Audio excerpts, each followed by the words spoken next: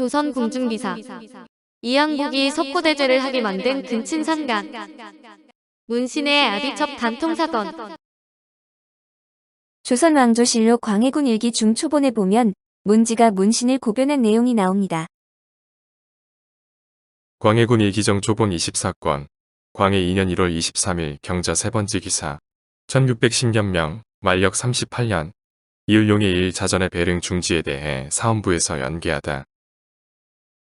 사헌부가 연계하여 자전에게 고하여 속히 배릉을 멈출 것을 청하고 또 아뢰기를 신들이 경상도 추고 경처관 이유록의 장계를 고철하니 합전의 죄수 문지의 공초 내용에 그 형 문신이 아비의 첩과 간통한 정상을 자세히 진술하였는데 조목조목 진술한 모든 곡절이 매우 자세하였습니다.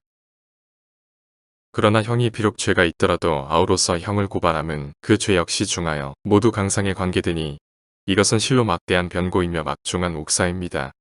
만일 한낱 경처관으로 하여금 외부에서 추결하게 한다면 반드시 죄가 있는 이는 유행이 벗어나고 죄가 없는 이가 잘못 걸려들 염려가 없지 않으니 옥사의 입장에서 헤아려 보면 매우 타당하지 못합니다.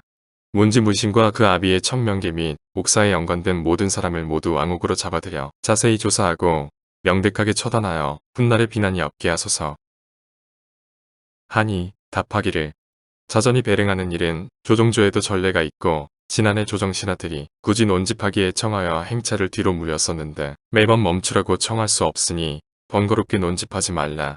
문신 등의 일은 아른대로 하라 하였다. 선조 때 경상도 합천에 문신 문홍도가 살았는데 문홍도는 남명 조식의 문인인 정인홍의 제자로 임진왜란 때는 정인홍과 함께 의병을 일으키기도 한 사람입니다. 조선시대 여자들은 밥상을 들고 들어오면서도 엉덩이를 보여서는 안 되고 상을 내밀면서도 손목을 보여서는 안 되는데 그것은 남자들에게 음욕을 일으키지 않게 하기 위해서라네요.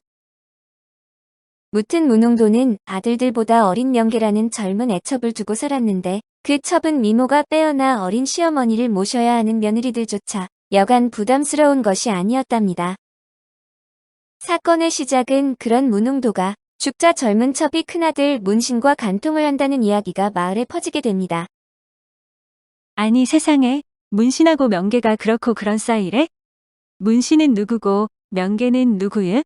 아, 저 건너 문홍도네 집에 큰 아들이 문신하니요. 그리고 그 집 첩이 명계라오. 형 문신의 이런 무도한 소문을 들은 둘째 아들 문지는 형의 못된 행동을 비난했지만 형은 그런 사실이 없다며 딱 잡아댔습니다. 예나 지금이나 일단은 딱 잡아떼는 거죠. 그런데 동생이 출타했다가 문득 집에 들어오니 형과 아비의 첩명계가 낮에 그 짓을 하는 것을 목격하는데 아버지의 성격을 닮아 괄괄한 성격의 동생은 펄펄 뛰었습니다. 문지는 부인에게 조언을 구했는데 부인은 장모와 상의를 해보는 것이 좋겠다고 했고 문지는 부인의 말대로 장모에게 상의를 하게 됩니다. 나도 소문을 들었는데 세상에 그런 일이 있다니 말도 안 된다네. 저는 도저히 참을 수가 없어서 경상가명에 고변을 해야 될 것 같습니다. 아니네. 자네 형 문씨는 정인홍의 제자가 아닌가? 경상가명에서 정인홍의 눈치를 보느라 제대로 사건을 처리할 리 없으니 사헌부에 고변을 하는 것이 좋을 것 같아.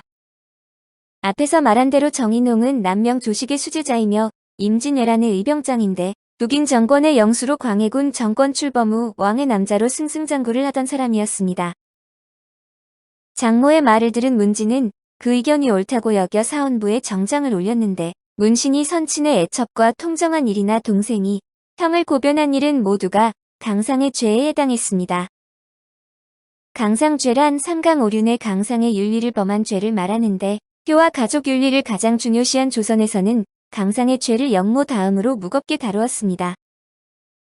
삼강오리는 군의신강 부의자강 부의부강과 부자일친 군신유의 부부유별 장의유서 붕우유신입니다.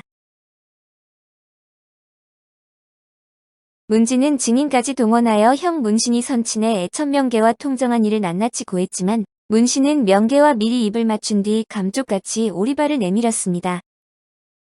한방에서 잔 적은 있으나 술이 취해 잠들었을 뿐 결코 통정한 일은 없습니다.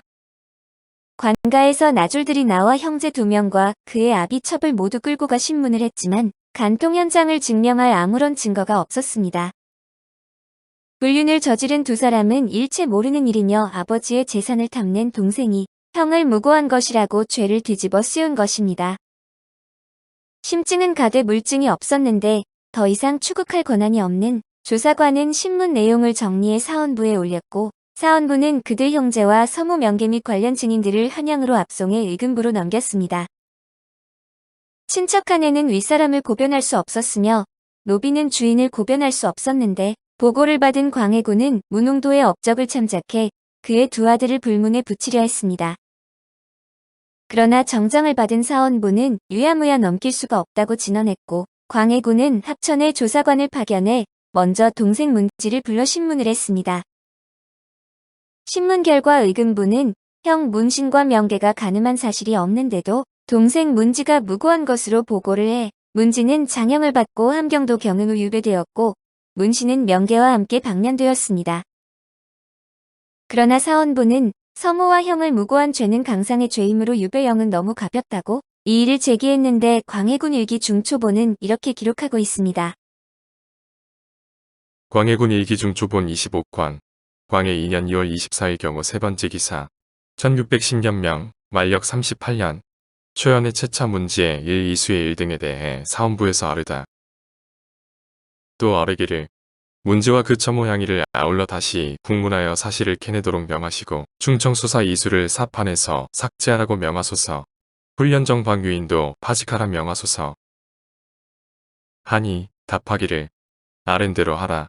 문지는 이미 정배하였는데 어찌 꼭 다시 국문해야 하는가. 이수와 박유인은 이미 추고했으니 번거롭게 고집하지 말라 하였다. 사원부는 문지를 불러다 형틀에 묶어놓고 장형을 가하면서 배후를 밝히라고 공문을 했는데 문지는 장상이 도저 광해 2년인 1609년 2월 24일 옥사를 하게 됩니다. 밝혀지는 진실.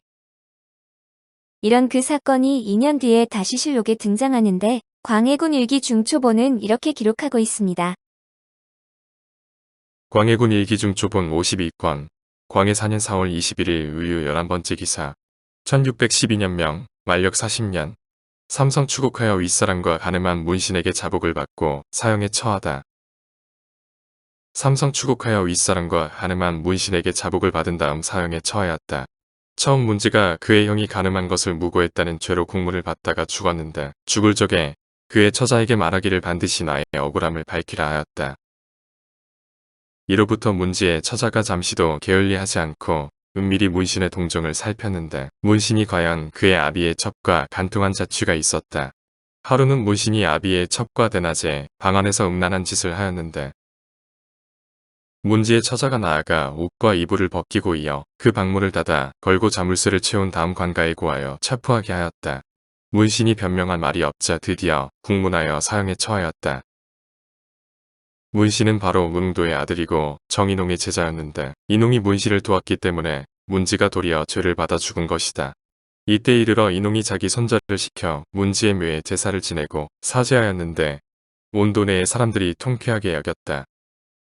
삼성 추국이란 강상죄 등 중죄를 범한 죄인을 의정부, 사헌부, 의금부가 합조하여 폐륜을 저지른 죄인을 국문하는 것으로 지금의 합동수사본부와 같은 것이죠.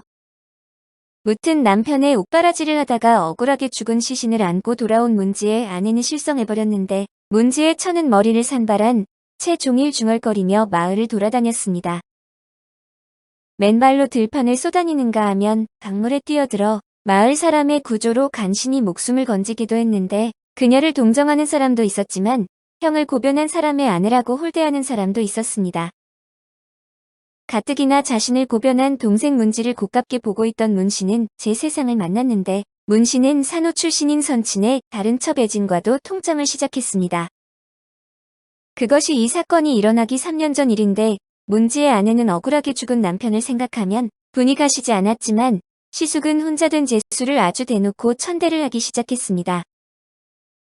문지의 아내는 시숙 문신의 행동을 예의주시하다가 하루는 문신이 아버지의 또 다른 애첩 애진과도 대낮에 방 안에서 간통을 하고 있는 것을 보게 되었습니다. 문신이 대낮에 애진의 방에서 한창 통정하고 있을 때 문지의 처가 종들을 데리고 들이닥쳐 두 남녀가 벗어놓은 옷과 이부자리를 밖으로 내온 뒤 방문을 걸어 잠그고 합천 현감에게 고발을 했습니다. 관리를 대동하고 현장에 와 두 사람은 간통 현행범으로 체포가 되는데 문지의 처는 결정적인 증거를 잡을 때까지 미친 여자로 가장했던 것인데 문신과 애진이 벌거벗은 채 체포되어 현청으로 끌려왔습니다.